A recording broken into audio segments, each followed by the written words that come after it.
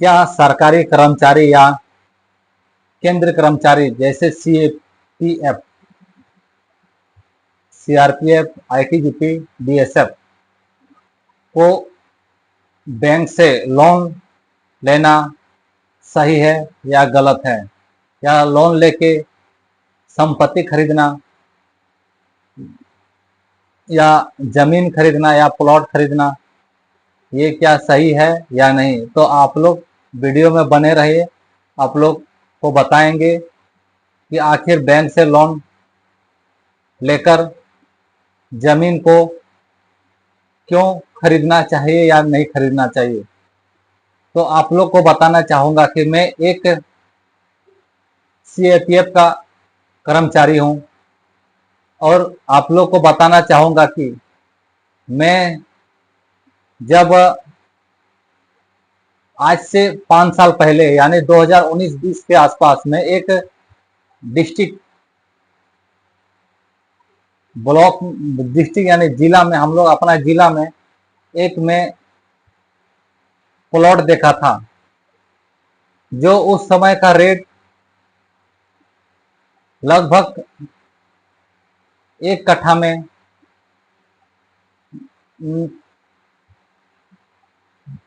1.5 से 2 लाख रुपया था, जबकि उस समय हमारा पेमेंट भी बहुत कम था। तो उस समय पैसा ना होने के कारण मैं उस प्लॉट को ले नहीं पाया और मैं लोन लेने से भी कतरा गया, क्योंकि लोन लेकर जमीन लेना हमारे लिए बहुत ही दिक्कत का बात है। क्योंकि हम लोग लोन तो ले लेते हैं, लेकिन ईएमआई भरते समय बहुत दिक्कत होता है।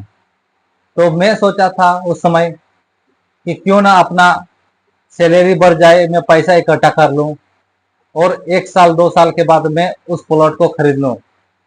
तो मैं 1-2 साल इंतजार करता रहा, जितना हमारा सैलरी ना बढ़ा उससे कई गुना जमीन का रेट बढ़ गया। फिर मैं सोचा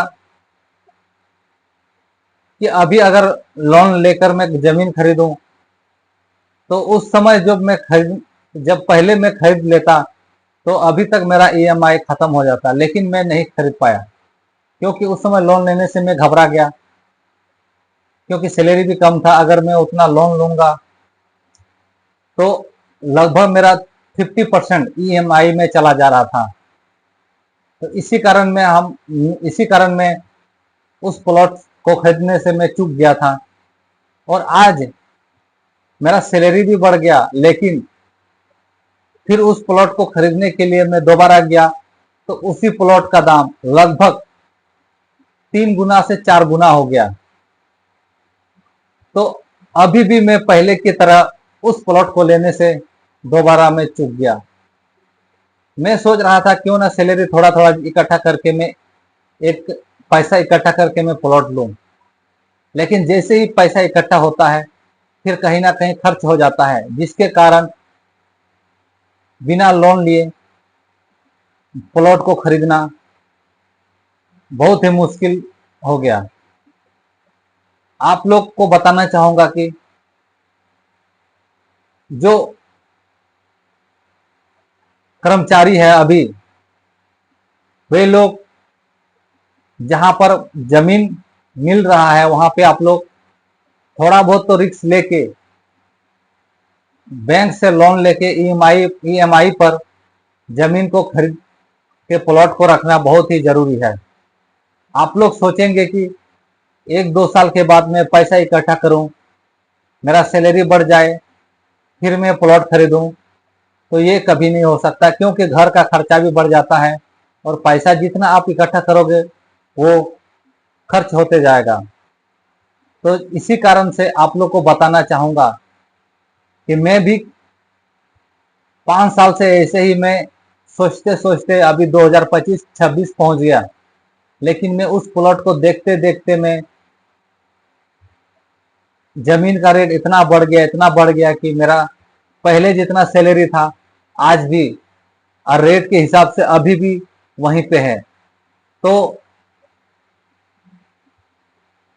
जमीन का रेट आज का डेट में और बहुत तेजी से बढ़ रहा है, क्योंकि जिसके पास थोड़ा बहुत पैसा हो जाता है वे अपना पैसा को ज्यादातर जमीन में इन्वेस्ट करता है। आप जमीन में इन्वेस्ट करोगे तो 1 से 2 साल में आपका पैसा लगभग 1.5 से 2 गुना हो जाता है। इसीलिए आदमी जो है सबसे पहले जहां पर प्लॉट को लेके वे पैसा इन्वेस्ट कर देते हैं। इसीलिए जमीन जो है दिन पर दिन घटते जा रहा है और आदमी लेने वाला बहुत हो जाता है, इसीलिए जमीन का रेट बहुत ज्यादा हो जाता है। और आप लोग को बताना चाहूंगा कि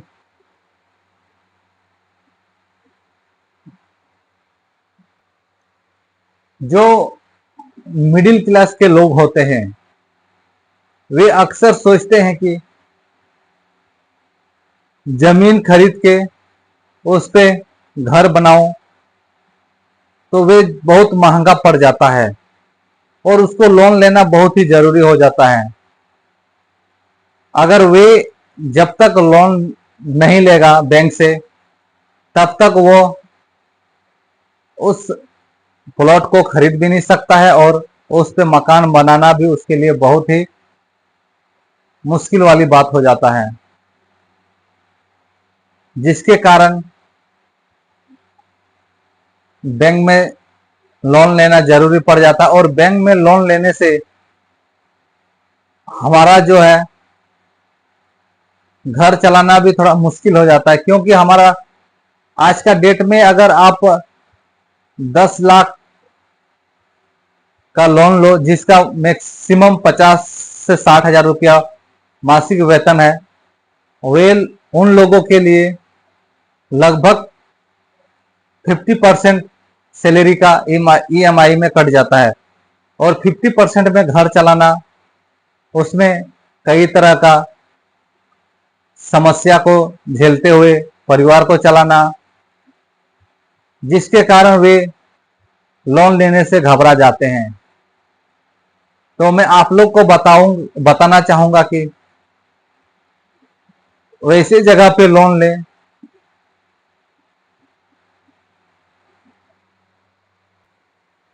वैसे जगह पे लोन लेके इन्वेस्ट करें जहां आपका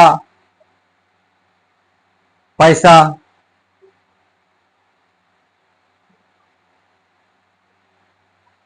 कुछ दिन में डबल हो सके।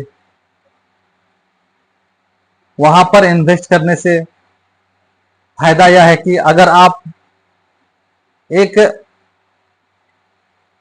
प्लॉट जो थोड़ा शहर से दूर अगर लेते हैं थोड़ा सस्ते दामों में, अगर वे प्लॉट अगर 3-4 साल के बाद आप अगर बेच भी देते हैं तो आपका वो पैसा कभी नहीं डूबेगा। और जितना प्लॉट लोगे उसका आधा हिस्सा बेच के आप उसी जगह पे मकान आप बना सकते हैं। तो इसीलिए आप लोग सिटी को देखते हुए पैसा को इन्वेस्ट उतना ना करें जितना कि आपका घर चलाने के लिए भी मुश्किल हो जाए। मैं आप लोग को यही लास्ट में बताना चाहूंगा कि आप लोग हमारा वीडियो अगर अच्छा लगे तो चैनल को सब्सक्राइब करना, लाइक करना और लाइकन घंटी को जरूर दबाएं ताकि आपको ऐसे वीडियो सबसे पहले मिलता रहे।